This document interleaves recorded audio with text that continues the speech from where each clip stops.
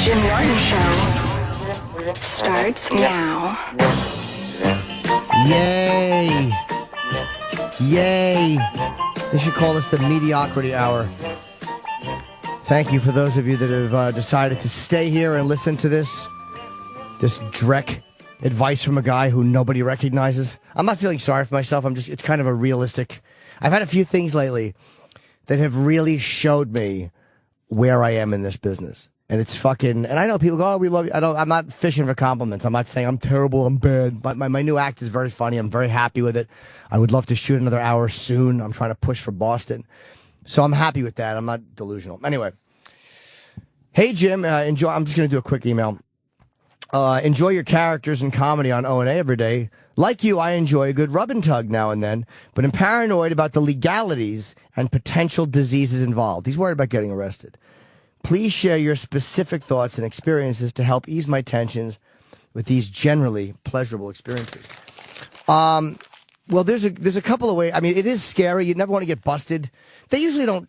If they run in and bust people, I think that by the time when the cops are coming in, you're going to hear it. You're going to hear the police coming in. Sometimes starting a fire in a nearby building is also good because that will distract police. They'll be there if you can do like an explosion. If there's like a nursery school.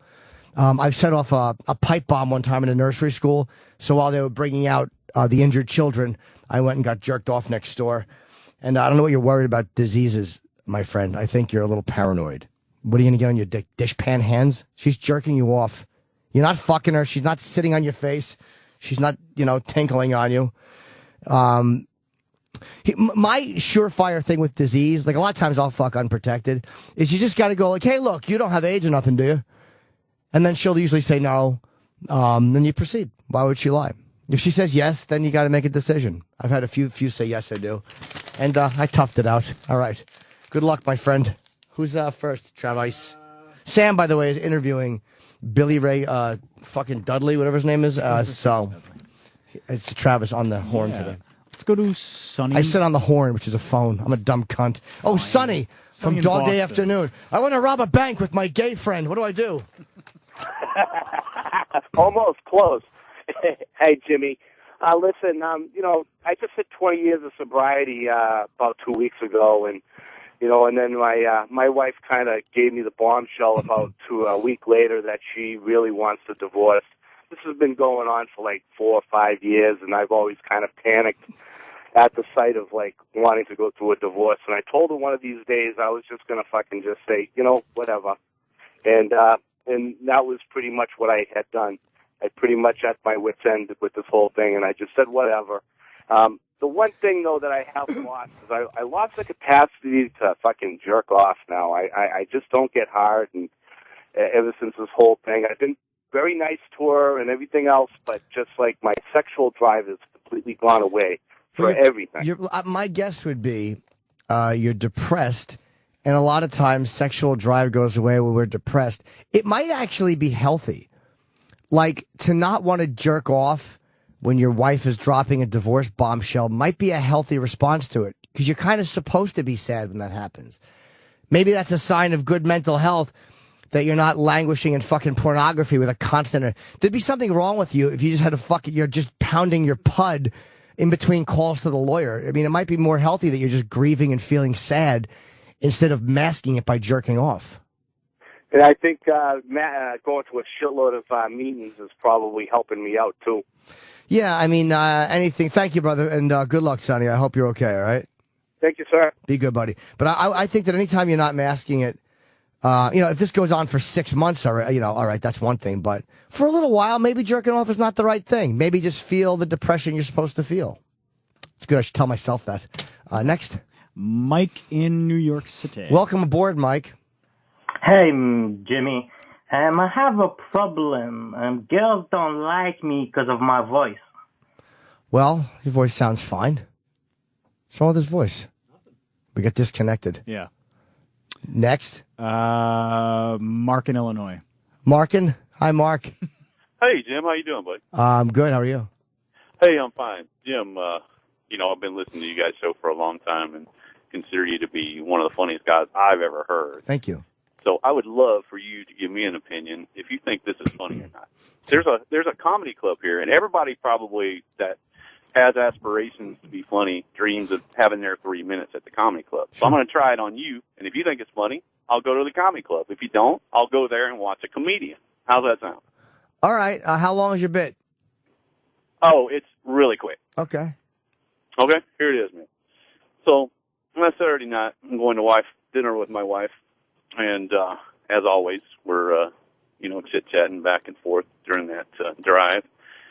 And I look over at this woman, and I think to myself, this is a woman that I've been with for 17 years. 17 years. She's raised our children to adulthood. She's stood by me faithfully. She has been everything to me. And in that moment, I realized something. I'd really love to see her get fucked by a black guy. Funny or not? Well, yes, I think that is funny. I didn't laugh, but I was enjoying. A lot of times I don't. I'll enjoy it. I was shorting this setup a little bit. Like, no one cares if you're driving and chit-chatting. You could just say, I was driving with my wife the other night. I'm married 17 years, so I'm driving with my wife, or however you want to phrase that. And say, I just had this realization when I looked at, the mother of my children. I just wanted to see her get fucked by a black guy. Like, there's a way I would get to that a little quicker. But yeah, go try it, man. The fact that you could call a comic and just do that on the radio with no appropriate shame shows me that you have the balls to at least try stand-up. So go give it a shot. Hey, man, thank you. And I love your shit. You're fucking funny as hell, man. Thank you, buddy. Good luck to you. Okay, bye. All right. Doug? Hello? Hello. Hi, Doug. Hi. Hi, Jim. Big fan. Thank you. I'm calling about something you were talking about on the O&A show at the end there. You were talking about when you were with Kevin Bacon, you realized kind of how small and weak your whole career was. Yes. That was something I've been experiencing a lot myself. I have been transitioning from one career to another, and I'm doing okay in my new career, and I wasn't doing very good in my old career, and I basically gave up on my old career, and I've been getting a lot of shit from people in my old career where they're like, you shouldn't have given up. You shouldn't have given up. You should have stuck with it, basically, until the end, even though I wasn't making any money. I had nothing. And now I'm doing okay in my new career, but I keep getting told by everybody that I used to work with that I just given up. Like, there's nothing I do for, ever now. Well, I'm just going to have given up, basically. Well, you know what? What was your old career? What's your new career? I was a lawyer, and now I'm a businessman. Now I run the business. You know what? Who cares what they say? If you're happy, if you made the switch and you're happy, fuck them. Yeah. I'm not really happy though. It was just about work. It was like I really wanted to be like a lawyer. Like everything, I had been doing it my whole life. Everybody I know were lawyers. It was a huge part of my life. It just became really obvious I was never going to make it. It happens. It happens, dude. So, I mean, the only suggestion I could give you, you've already made the move, is just to accept the fact that, okay, it wasn't going to happen. So why fight something? Like, if you say it's not going to happen because all these people around you are doing it, that's not why you should do it. Especially if you weren't making money. Like, I make enough money. I'm not complaining about money. I make a good living. I know I'm in the right job, and I know that my career is good compared to some, but I'm also very realistic about where I am. But you made the right move if it wasn't happening for you. Exactly. But it's just, I've been surprised at how mean people have been about me giving up. Huh. Like, it blew my mind. Like, I assumed everybody would be like, well, if you're not making it, whatever, life is what it is. People have been really mad at me about this. Fuck them. Fuck them. All right. Fuck them, dude. Really. You did the right thing. Excuse me. Fuck them. If they're being mad at you because you made a decision that you needed to make, tough shit. Who cares? How old a guy are you? I'm turning 30. All right, I've been at it for 7 years. You gave it a shot. It wasn't going to happen. You made the right move, or you made a move. And if you would have sat there for another 10 years, they would have said, "Why didn't you change when you were 30?" That's what I've been telling them, like, are they going to put food on my table? Yeah. None of them are giving me a job. None of them are giving me referrals. None of them give a fucking shit about me. Right, fuck They're 'em. just feeling, hey, it started driving me insane. They're no different than, thank you for the call, buddy. No different from comedians. Other comedians don't give a fuck. You know, you think they do, but they don't. They give a fuck about themselves. It's like every job, the same thing. Who's next, Travis? 917. I don't have a name for you on the screen. Why is there no name? Hello? Hello? Hey, what's up? Hi. I love you, by the way. Thank you, sir. I'm kind of stuck in the middle here, Jimmy, man. I recently, man, like 8 months ago, me and my wife split up, and I kind of raised my, all I do is work, and then I raise my daughter at night, you know, and vice versa. My wife has the baby during the day, but I used to be like a creative dude, and I used to write music and whatever, all kinds of crazy shit. And now I'm 35, and I feel like I'm kind of like, I want to be creative, but I just feel like so fucking bogged down, man. And I know plenty of dudes are successful that have children, you know what I mean? It's like, it's not an excuse, but, you know, I just feel like, fuck, man, like the spare time that I do have, I'm just like so fucking exhausted, man, you know what I mean? And I don't know, like, I'm really fucking desperate to do something. I'm not even for money, man. I mean, because it's like, that's not why I do things. I never did things for money, right. You know what I mean? And just like I need that outlet, you know what I mean? Yeah, I mean, I understand being tired, too. I don't have any kids, so for me it's a lot easier, but you got to find some kind of time to be a little creative. Otherwise, you're going to go nuts, because then it's just the kids and work and thinking of the wife leaving you. So you ought to take all the energy or the shitty feelings you have from the wife leaving or whatever they are and use that to be creative. I find being unhappy makes me more creative than being happy. People always tell me I'm funnier when I don't have a girlfriend because, you know, I'm in a state of kind of disarray. And that's when my being creative seems to be sparked more. When I'm happy and the status quo is the status quo, I don't feel as driven to be creative. So I find, and I don't make myself unhappy, but I just find that when things are unsure or I don't know what's next or I'm a little confused or I'm afraid, I almost said scared like a retard. If I'm afraid, then that's when my creativity seems to work because being creative or being funny kind of makes sense to me and that makes things okay. So when do you need to make things okay? When they're not. So I would suggest making a little bit of time because this is probably a good time for you to be creative, all right? Absolutely, Jimmy, man. Yeah, it's funny. Like, I used to, and I'm not going to stay on the phone all day, but I was, like, bummed out in the relationship. Like, now that the relationship's over, I'm kind of, we weren't in a good place anyway, so I'm kind of all right with that, you know what I mean?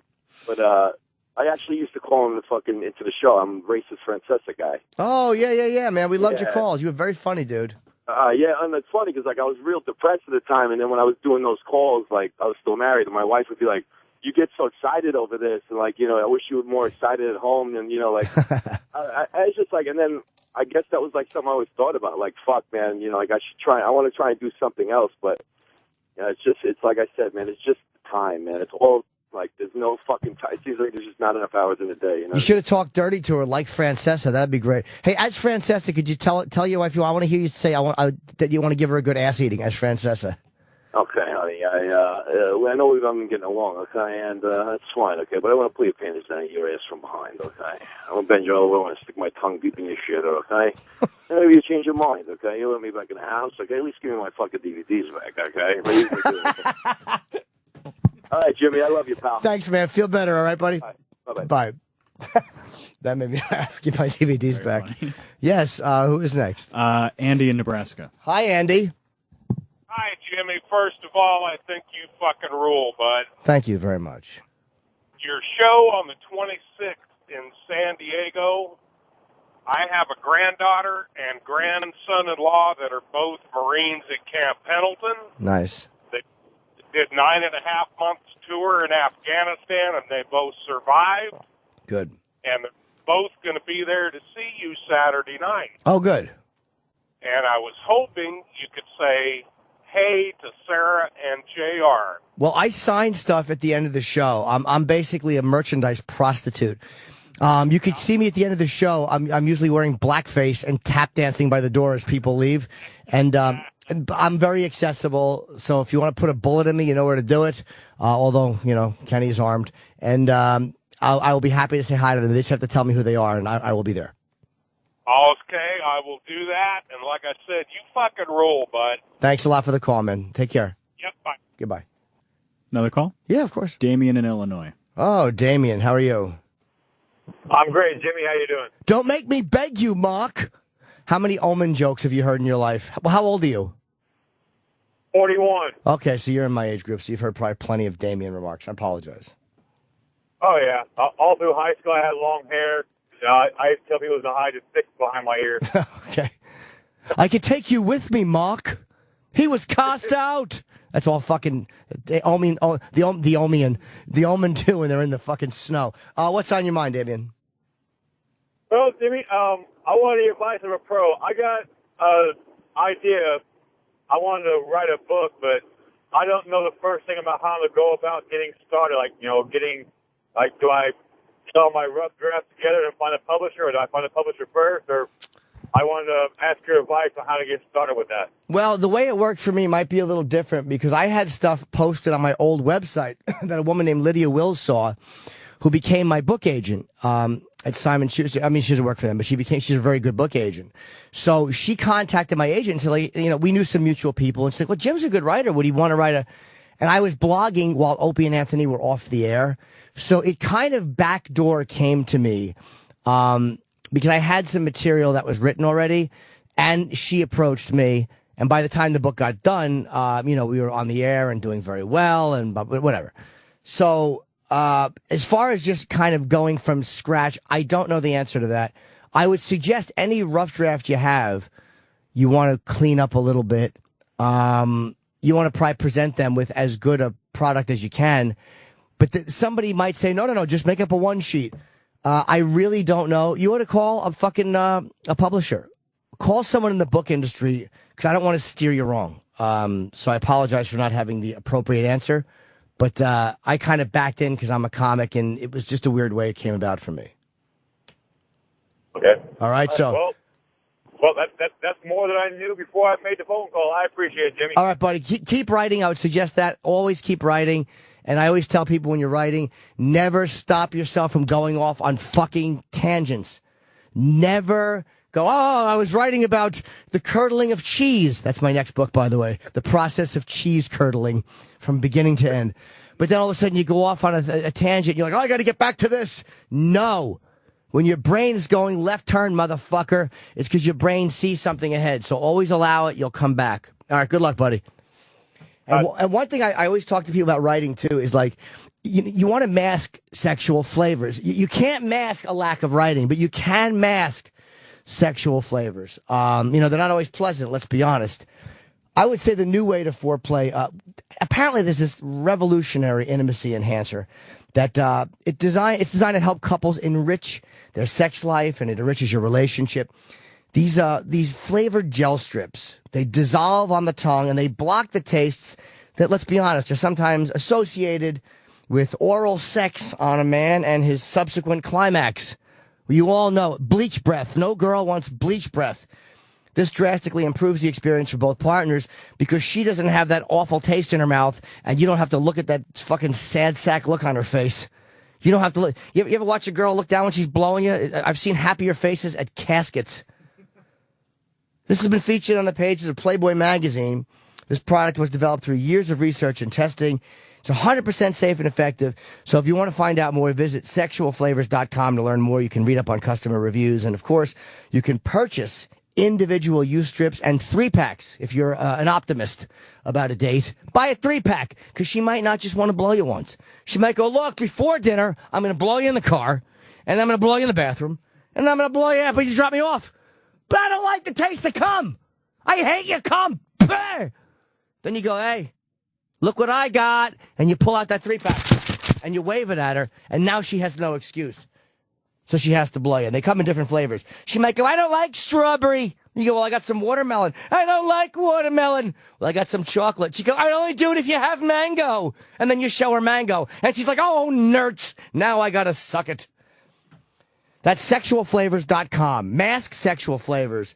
The spark to reignite your bedroom flame if it is now a dud. So maybe Sonny from Boston, who called, our pal Sonny, can put some of this. Maybe that's the problem. His hand doesn't like the taste of his cum. So maybe if you put a masked sexual flavors thing in your palm, you'll regain an erection and ejaculate all over your dumb Boston knuckles. All right, who's next, Travi? Cam in Minnesota. Oh, Cam. Cam do. Oh, a little levity. Hi, Cam. Hi, Jimmy. Oh, it's a girl named Cam. Is that short for Cammy? No, well, it's actually Kamala. Kamala? Ugh. Ugh. No. That's nice. it's I'm really, only really kidding. nice. Who is that? Is that a combination of your parents, Carl and Pamela? No, she probably was supposed to call it Camilla, and she read it wrong. Oh, that's funny, I think Camilla. that's my mom issue. Oh, God, Kamala Parker Bowles. All right, so I'm what? way prettier than her, and I'm Asian, so it's different. Oh, Cam, the Asian girl. So maybe your first name is Video. Take us out. All right, so Cam, Sure. do you have a nice Heineken? Because there's always that stereotype about Asian women, which I find on certain women is true and certain women is not true. Actually, I do, because people think I'm like half black or Filipino or whatever. I'm like a nondescript, another minority, so people don't know what I am. Oh, what nationality actually are you? I'm half Vietnamese and half hillbilly, so. Indonesian. That's the country I was trying to think of the other day, Indonesia. And where do you live? I'm sorry. In Minnesota? Oh, okay. Go ahead, Cam. I didn't mean to keep babbling about your Heine. That's all right. Many people do. Good. As they should. So I have two things. One thing, I think you're like one of the best interviewers, and I really enjoy when you get to interview your questions for celebrities when you come on the Opie and Anthony show, because I think you get into the details that get glossed over by others. I like how you think and how you get people to answer the questions. Well, you're thank like a you. viewer. Well, that's because thank you very much, Cam, because that's why I'm doing a new show now, an interview show. It's called The Nitty Gritty with Jim Norton. Thank you. I love doing it. I love just asking people questions. And what else is on your mind? So the second thing is sometimes I get involved being around celebrities and I get a little nervous. So how do I get a picture with them or to make a little interaction with it without being stalkerish or weird or something creative where I can just do my little hook line on them? Well, to be honest, if you have a hook line, you're going to be panicked and focused on the hook line. The way I do it is I'm honest in my approach. I know that they probably will not know who I am. So what I do is I just walk up and I go, hey, can I take a quick picture with you? And then I say, thank you, I love your stuff, and I leave them alone. I do the stuff that won't bother me if people do it. So I would suggest it's a little awkward at times, but if you just want a quick photo, a lot of times they're happy with that and they don't want to sit and talk to you for 10 minutes. A hook line is just going to make you seem silly. If you like their stuff, just say, hey, I really like your stuff. I really enjoy what you do. A quick hello, and I'd love to take a photo with you. And then they'll say yes or no. I would be as honest and simple and to the point as you can. But as a woman, you have a much better shot. Or you could just go, hey, look at my hiney. I would do that. You want to take a picture with it? Yeah, I would put my ass by them and go, a lot of people think I'm half black. Why don't you give it a feel? That's a great opening line, because then they'll touch your ass and go, you goose. All right, Cam. Well, I did that to Toby Keith once, so it worked. I'm sure it did. I wish you would do it to me, because I would gladly. Not only would I touch your hiney, but I'd give it a little probing. I'd angrily push your jeans into your hiney hole with my finger. And say, it's got another 200 degrees left before it's done. That should be your line. Use that one. Oh. Bye. All right, thank you. Bye, Cam. Maybe that's why women don't call my show, because they just call up with a genuine question, and then halfway through I'm fingering their assholes through fabric. Boo, Jim. Who's next? Tom in Wisconsin. Hi, Tom. Hey, Jimmy. How the hell are you, buddy? I'm good, thank you. How are you? Hey, I'm doing all right. My wifey and I really are missing Patrice. I tell you, and we got most of his stuff off of iTunes that was available, and both of us are kind of wondering if maybe Vaughn or the family has anything else coming down the pipeline, and we haven't taken the time to tweet her or anything like that. But we just miss the guy. I mean, some of my best memories so far of Patrice and you guys are when you guys get into something where you have that genuine laugh, like you just had with the Francisca guy, that guttural, genuine laugh. I mean, Patrice was so awesome. I mean, we had tickets to Chicago, and then, that was unfulfilled, obviously, but we just missed the guy, and we're wondering if there's more coming down the pipeline, Jim. I don't know what Vaughn has. I know our benefit for him. We're doing a benefit in February at City Center. It's sold out very quickly. It's myself, Burr, of course, Colin, Bobby, bunch of guys that knew Patrice well. I think Will Sylvence, Keith Robinson. It's a really good show. I know there was, besides Mr. P, of course, which you can get, there was that other 20-minute thing on iTunes. But yeah, I miss him too. I mean, there's literally not a day that goes by that I don't think of Patrice and I don't miss him. I was thinking of him last night going to the Comedy Cellar. I was just walking, thinking of Patrice and just what a void there is that he's gone. And it's not one that will ever be filled. He you know, because, go ahead. We'll see a big Dodge pickup, you know, and you know, remember the story you told about getting the truck stolen and stuff like that. And it's amazing how just a little thing can spark a memory of somebody that you just don't, I mean, that you've never even met. It just, and I can only imagine having him as a friend and some of the shenanigans that you guys went through. It must have been fucking awesome, Jim. So thank you for the call, buddy. You're absolutely right. Thank you very much. Thanks. Bye. Be good, man. And yeah, tweet Vaughn and tell her that. I'm sure she'll be happy to hear it at Big Mama Prods. You know what? Because Bill Burr emailed me the other day because we're doing. He was just asking me something about Patrice photos for something, and I was looking through my Patrice pictures and I sent a couple, and there was one of me and Patrice in Brazil with a girl with her tits out, and you know, he's got his arm around her and I got my arm around her and I'm looking at her tits and with my dumb sunglasses, and I was just thinking on the way to the cellar last night about. Like that laugh that he had when he would smile at you. Like there was a very little boyish thing he would do when you nailed him on something, where he would squinch. He would kind of scrunch up his face, and the big smile, and he had like a little gap in his teeth, and it was like almost like a shy And that was a very genuine Patrice. That was the guy I loved very much. I don't know. I'm babbling. So who's next? Brian in Michigan. Hello, Brian. Hey, how you doing, Jimmy? Good. How are you? Yeah, hopefully one of these days I'll catch you if you're in the Detroit area, man. Thank you. See you live, man. I was curious about you, actually. You have a CPAP machine. You have sleep apnea. Apparently, I've heard over the broadcast one. Did you actually do a sleep study, or did you just take the mask and just go with it, or did you actually go to a hospital for a sleep study by any chance? I've done 3 sleep studies. One in my house. With a crass machine that went over my nose. That didn't give us the details. So then I went in for a study, and I wound up with a fucking CPAP, but I got an APAP, an auto one, and it didn't work. So I went back for another study. Now I have a BiPAP. Wow. Which does not work for me. I know what I need, and they won't fucking give it to me. I don't care what the sleep study said or the shitty text. I know what I need is it's called an ASV machine, or is it AVS? I always get confused. Auto service. I can't even say it, but I know I need it because it cures complex apnea. So I'm so fucking irritated. Yeah, I'm actually surprised. I mean, all the trouble you've been having. I had a sleep study years ago. I have a sleep pap in my truck I use when I sleep. I get the full, Bane mask over my face, you know. Because that sleep study was horrible, too. I got, they have that freaking thing. They hook you up all those freaking wires and everything else. It's terrible, dude. It's adjusting it and wakes you up again. And they say, I started with the mask that goes right in the nose. But that didn't work because I kind of sleep with the mouth open, and I just can't keep my mouth shut. So they put the full face mask on. They come in multiple times. I had to go use the bathroom. It's and they say at the end of the night, "Oh, you didn't really sleep very well." No shit. Yeah. I was up and waking and sleeping again. But you guys changing the mask or pulling, reconnecting a wire or something. I was like, but I was surprised with all the trouble you've been having. I mean, the sleep study worked for me good. I mean, I love, I don't like the fact that I have to use it, but I mean, it gives me, good sleep and everything. Well, I'm a bad sleeper, dude. Thank you for the call very much. I'm a very bad sleeper.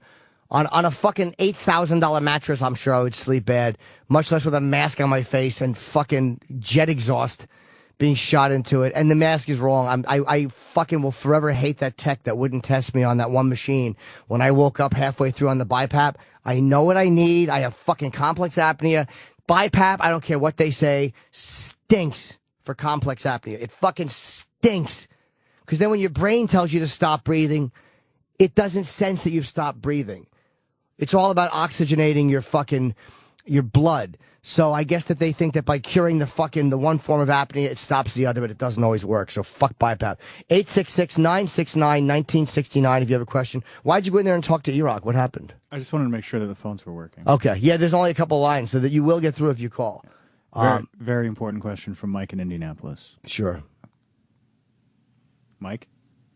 Yeah. Yes. Hello? Yes. All right, we're going to pass that one. Yeah. Brad in Mississippi. Yes, Brad? Hi, Jim. How are you? I'm good, Brad. How are you? Fantastic. My question is kind of more for you. I mean, I was like the caller a minute ago that was talking about Patrice.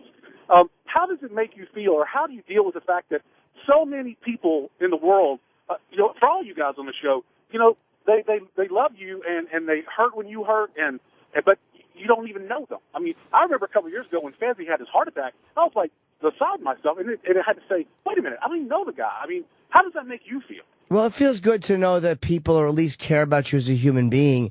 And it makes me feel good for him and for his mother, and of course for Vaughn, that people had such an outpouring of love for him. Except for, of course, not doing a tribute on certain comedy networks, because why would you for a comic genius like that every comedian respected?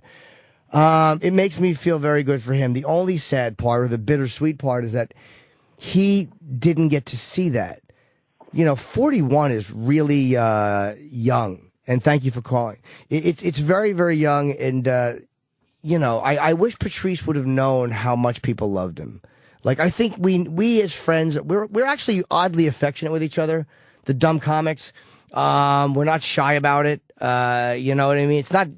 It's just comfortable for us. I guess because when you're on stage talking about, everything, you're not afraid of looking like a fucking homo if you hug your friend. Like, it doesn't even faze us. So, I think that he knew his friends loved him, and I know he loved me.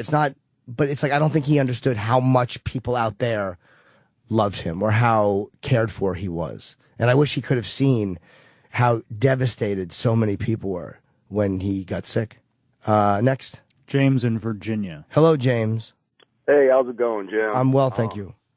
My question is, do you think it's possible for someone who's not in the industry at all to break into talk radio these days? And if so, how would they go about it? Yeah, absolutely, because podcasting is so big that what you can do is do a podcast. And I don't know the process because I have not done one, but you throw it up on iTunes, and maybe you, I don't know how you get people to listen to it, if you put it online or if you try to link up with other podcasts or you try to I don't know how you get it onto a network. But yes, I think it's probably easier now to broadcast, even though regular radio stinks. Yeah. Podcasts are a very real option. And it's probably easy to get lost in the shuffle because there's so many of them. You got, a million guys doing them. But it's also a way to broadcast. Years ago, you had no way to broadcast. You don't have to intern to do a podcast. You don't have to intern to do that. You can just do it. Do it in your house, get a good quality one. Maybe interview some people who are interesting. Find a theme that's interesting, and you might, as they say, catch fire. So you wouldn't go about it the traditional way anymore, you don't think? No, I haven't. I mean, again, I lucked up into it, so I probably wouldn't suggest that. But you can do both. They're not mutually exclusive. You can do both. Try it the traditional way and do a podcast. All right, thanks. Be good, buddy. Good luck. What's up, Travis? You're smirking. Rick in Texas, I'm pretty sure, wants to say has to take the sleep apnea test for trucking, and he has a problem with it. Sal, who I'm assuming is on our phones, wrote, has to take the Steve Apnew test. What you? It's not Sal. We're using somebody from Ron and Fez's show. I want to know, Rick in Texas, do they what think is the Steve Apnew test is? Rick in Texas. Hello? Yes. Hi, Rick. Hi, Jim. Do you want to take the Steve Apnew test? No, the sleep apnea test. They want me to take it for my physical coming up next month. And the thing about it is they're trying to make it mandatory for bad truck drivers. But I'm on the edge, and it's up to the doctor's discretion. Wow. And they ask me questions like, do you have trouble sleeping? No. They're like, well, the truck, you and all this other stuff. I'm like, yeah, I've been a truck driver for 14 years. I've been doing team expedited freight for 14 years. The only problem I have trouble sleeping is when I'm at home and my 4-year-old wakes me up at 6 in the morning by jumping on me. Well, then you don't have to worry. Well, they want me to take it. The company's not going to pay for it. It's like $1,200 out of my own pocket for them to tell me, oh, you don't have a problem sleeping. But won't insurance cover that? No. Wow, I'm surprised. Wow, that sucks. No, they're saying that, the insurance won't cover it. You have to pay it out of your own pocket. And I've talked to the doctor. I'm like, look, I don't have a problem sleeping. If you give me that fucking machine, the only thing I'm going to do is use it to tie my 4-year-old to keep from waking me up on my day off. Yeah, that's a silly thing. I don't know what to tell you, buddy. That just because this is not an apnea issue. This is a doctor right or insurance issue. Right. I don't know what to tell you. If you sleep well, maybe it's mandatory for truckers to be tested because you guys could, plow 80,000 pounds into a carload of fucking retarded children. But I would just say, look, try to make your insurance cover. Maybe go to the doctor and say that you're waking up gasping. Oh, but then again, that would be admitting you sleep belly. I don't know, buddy. I've never faced that situation. Yeah, it just sucks. I'm sorry to hear it. Good luck, brother. Mike in New Jersey. Oh, good. Mike? Hey, how's it going, Jimmy? Good, buddy. So I got this problem, man. I'm trying to have anal sex with my lady, right? We've been together for about a year now. Ooh. I enjoy drilling for that Iraqi crew from time to time, but she's not down to do it. So I've been eyeing up the butthole when we do it doggy, and I'm wondering, should I just Pearl Harbor it or continue to try to manipulate her into doing it verbally?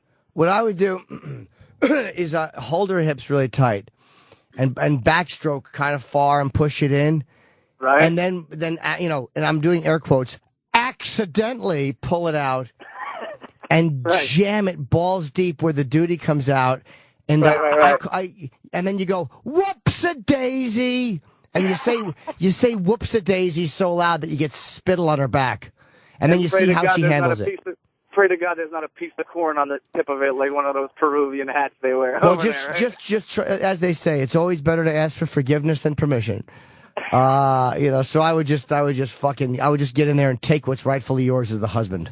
Absolutely. Thanks a lot, Jimmy. All right, buddy. Care. Of course, I'm kidding. Bye-bye.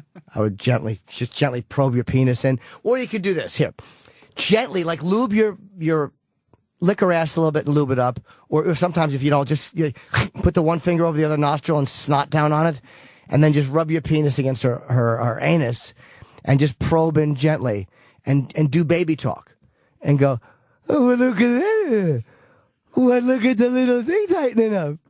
We're gonna go inside, just do that and see if she relaxes and laughs. Good luck.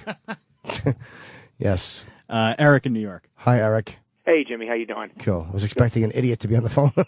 I'm not morbidly obese. Screenplay question. So, listen, with you're always talking about trying to stay in shape and working out and whatnot, and I know you have a huge interest in the UFC. And I was wondering, because I just started myself, if you've ever thought about training in, like, Brazilian Jiu-Jitsu. Yeah, but I'll be honest, just to get in shape and to learn a little bit, sure, because it's hard not to, when you're around those guys so much, want to learn something about it. But I never have aches. The apnea kills me so much. I'm so fucking tired. Like, oh, okay. It's such an exhaustion that when I go to the gym, I feel like I'm stoned, and I will make myself do an hour. But it's not just I'm tired because I didn't work out. I worked out too much yesterday. If that exhaustion was taken care of, I might do it. But as of now, I would not do it. I'm just happy I've been going to the gym. I'm happy. Even with my bad elbow, I've been making myself do fucking cardio and sit-ups, so I'm not going to fuck with it and do something that could push me away from it. Oh, okay. Because it's great for, like I'm 37 and I just started, and it's great because it's a real slow art. You're not, punching things and stuff, so it's just, it's good. It's good in that way. Yeah, I wouldn't mind. I mean, it would be nice by the time I'm 60 to be able to defend somebody if they try to finger my girlfriend at the diner counter. Well, Ed O'Neill, Al Bundy, he got his black belt at 60, so that's... Who did? Ed O'Neill. Oh, good for him. Yep. So it's good even for the older you get. So. All right, thank you, buddy. I'm sorry to cut you off. Sorry. That was Travis's utter incompetence and anger. Brian in Jersey. Hello, Bri.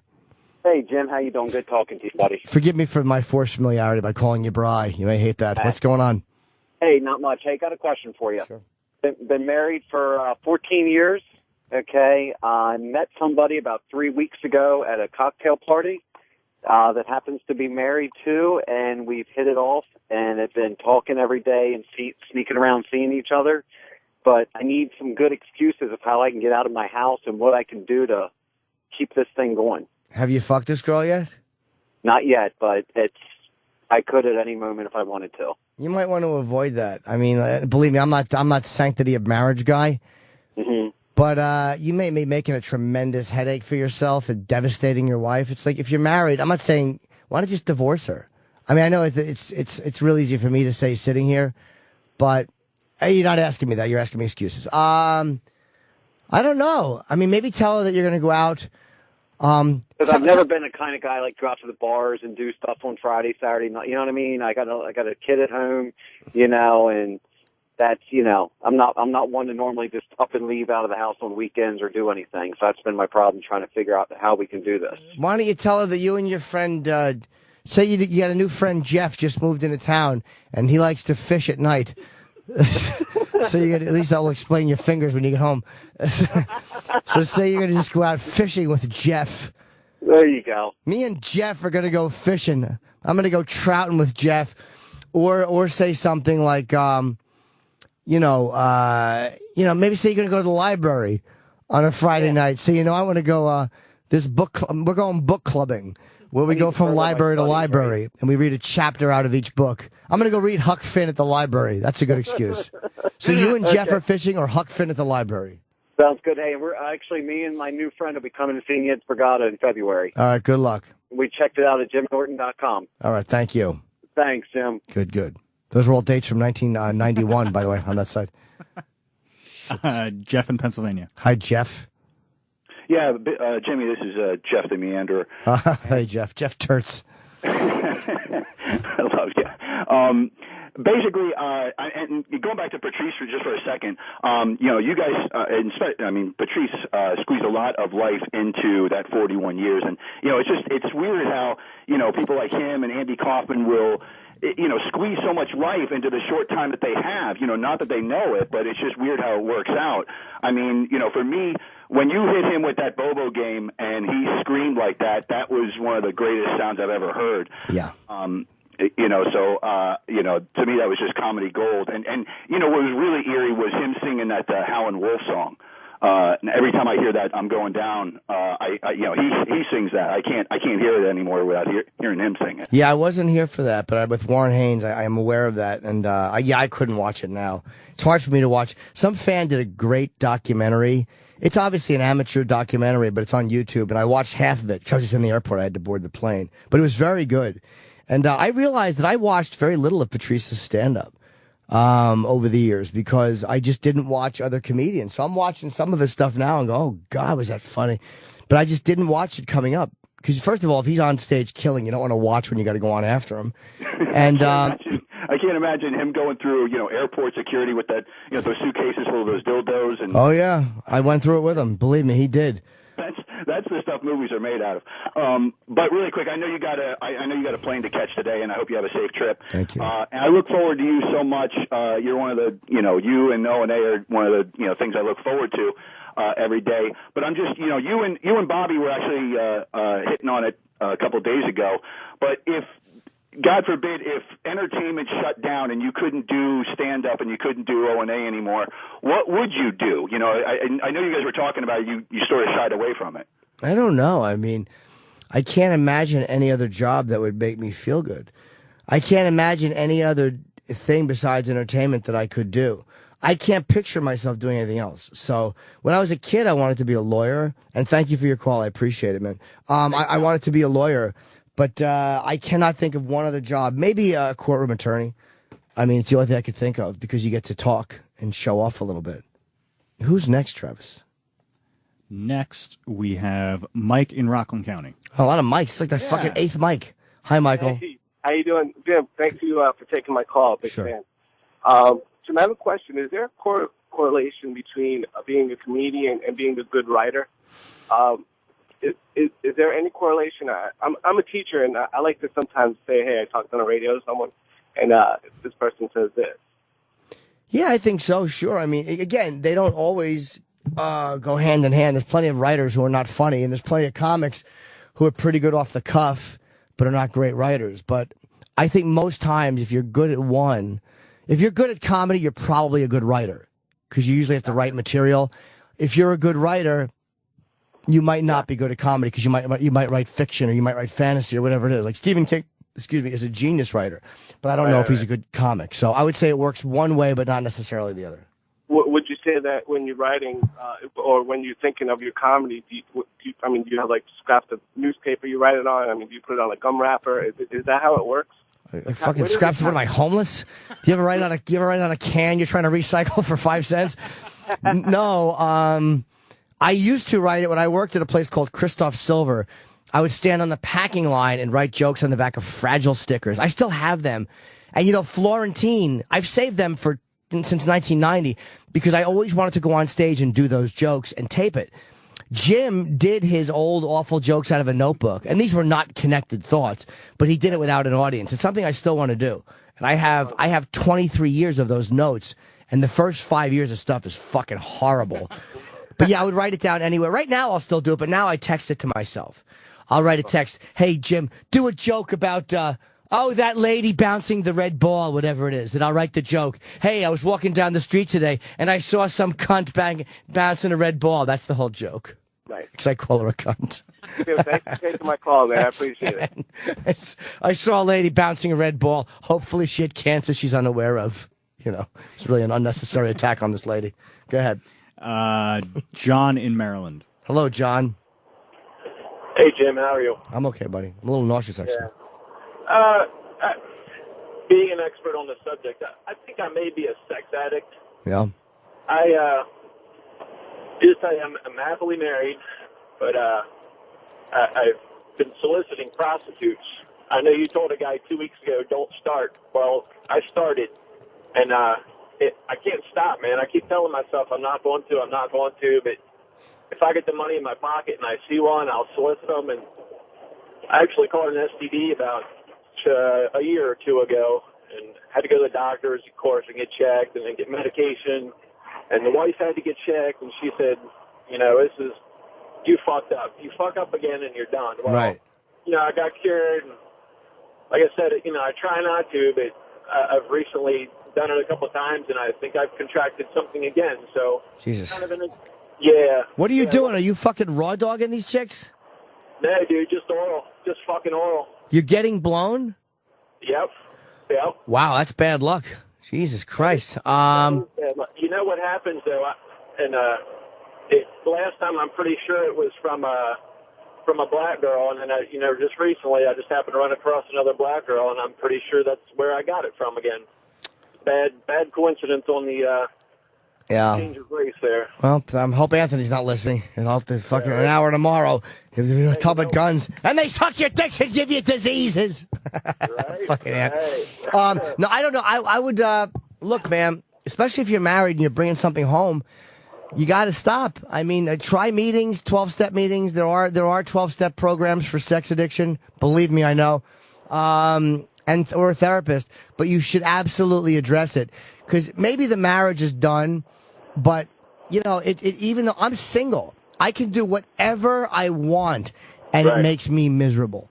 I'm not cheating on anybody. I'm not fucking coming back with diseases. It still is isolating and depressing and all-consuming, and the hours. And thank you, buddy, for calling. Good luck to you, brother. The hours it takes, the hours of your life, the total distraction it is when you're just looking for whores or when you're online looking at X-Tube or X-Hamster. It's all of these hours that you're not thinking of other things. And then you're trying to go to bed and your fucking wiring's all fucked up because your mind is like, and you're jerking off to porn until 11:30 at night and you got to get up at 5. It is an all-consuming fucking, it's an odor. It's like if you set a room on fire, that smell that stays in the room. That's what sex addiction is like. It's all over you, man. It's fucking, people that don't have it don't get it. Oh man, I'm a sex addict. I was looking at this girl's tits twice. Really? You ever jerk off till your back hurts?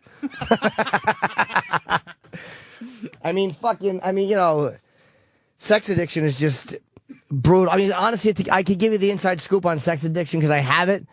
I could also give you the inside scoop on Steven Singer, which I might as well do because that's kind of like jerking off. You put a nice ring on your finger and then you just crank it and look at how nice my ring looks. But Steve is a real boob in life. But when it comes to helping people select the right gift for a special someone, he's a genius.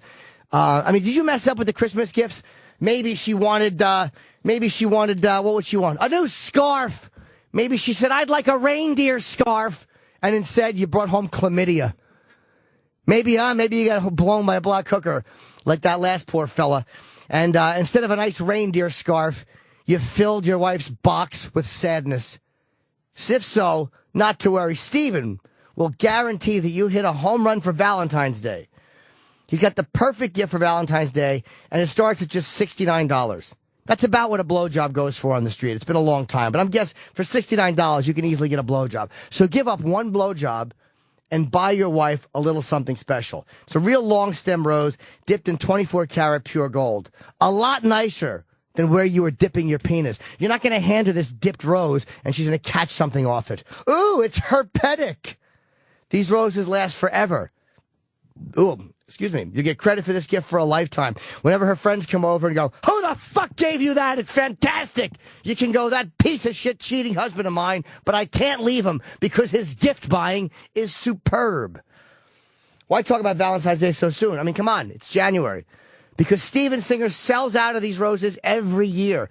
And we always say, Steven, why don't you buy more? And he says, Jim, these are a special item. And I say, Steven, our intimacy right now is making me want to throw up. And he says, Jim, I couldn't agree more. He wants to make sure you get the first shot at ordering his brand new hot pink love rose. That was what he called his dick for a long time. Except it was more like a wilted flower with a sore on it. Limited qualities of this hot pink love rose are available. Reserve yours today. Steven makes it very easy. You go online, IHateStevenSinger.com, click on the real long stem rose, choose your color, because you have a choice with Steven Singer. That's great. As opposed to when he wants to have sex with you. Then there's no choice. Steven removes your choice when he wants to fuck you. It's called a fucking handkerchief with chloroform in it. Chloroform. And you can have it shipped to your door for free in a beautiful gold foil gift box. Each rose comes with your own personalized message. This is a gift you can trust. It's from a guy you can trust. We like Steven, even though the man is a horse's ass. He's great at what he does with jewelry. If you're in Philadelphia, it's the other corner of 8th and Walnut, 1-888-I-HATE-STEVEN-SINGER or IHateStevenSinger.com. And who's next? I want to take one more. I can't end on a Steven Singer read. One more. One more. I want to help. I'm like fucking Liam Neeson. If I could have just helped one more. I want to save one more person. Do one more. Dan in Chicago, you're last. Hi, Dan. You been fucking a crazy girl who killed your rabbit? What's up? Hey, Jim. How you doing? How are you? Hey, I got a question. I have problems with premature ejaculation. It's not all the time when my wife has a problem with it. I went to the extent of even getting Viagra. And sometimes that helps, and sometimes it doesn't. What I would suggest is, first of all, stop thinking of me, because that makes everybody come immediately. It's just it's the effect my face has. Or you could try edging when you jerk off. I would practice masturbating. Watch some porn, jerk off, get yourself close, and then stop. Train your body to be able to stop a little bit. So this way, when you're fucking and you feel it starting to build up, you can just pull out a little bit and go, ha, ha, ha, ha, ha. And then you let your dick just dangle like Bobo and leak. It fucking leaks like an invalid. You ever take an invalid and shake them in their hospital, Johnny? And then you push them over the side of the bed and they go like, oh, and they leak out the side. That's what your cock looks like when you pull it out. But I would suggest doing that. Practice jerking off and then practice, maybe have her suck it. And then when you get close to come, go, and she'll back up and tell her, stop. Train yourself to extend, okay? All right, that's the thing, gentlemen, man. When I'm checking off on the computer, I can go half an hour, 45 minutes. And then, like, when the dick gets wet, it's, like, almost instant sometimes. Damn. Well, why don't you just do 2 strokes and pull out? Talk a little bit. Put it back in, a couple strokes. Make yourself stop before you know you're going to come. Make yourself stop. You can always feel it building up. And if you can't feel it building up, if you have no control once it builds up, then go for 30 seconds and stop, or 20 seconds and stop before you feel it building up. Train yourself to stop before it builds up, and then you'll probably get a little bit more longevity. That's my suggestion. I'm just guessing. All right, gotcha. Good luck. Good luck, my quick coming friend. All right, guys, I got to go hop on a plane. I got to catch a bus. I'm like De Niro signing off with fucking Liza and Jerry. Thank you guys for calling in. There was a lot of good calls today. And thank you, Travis, for very expertly manning the phones. And thank you, Sal, for standing here looking twinkish and distracting me with your little sexy knuckle rapping. And I'm on Leno tomorrow night, so unless I'm killed flying, I will see you guys Friday morning. And tune into the Opie and Anthony show tomorrow. And Fez, Ron, and are next.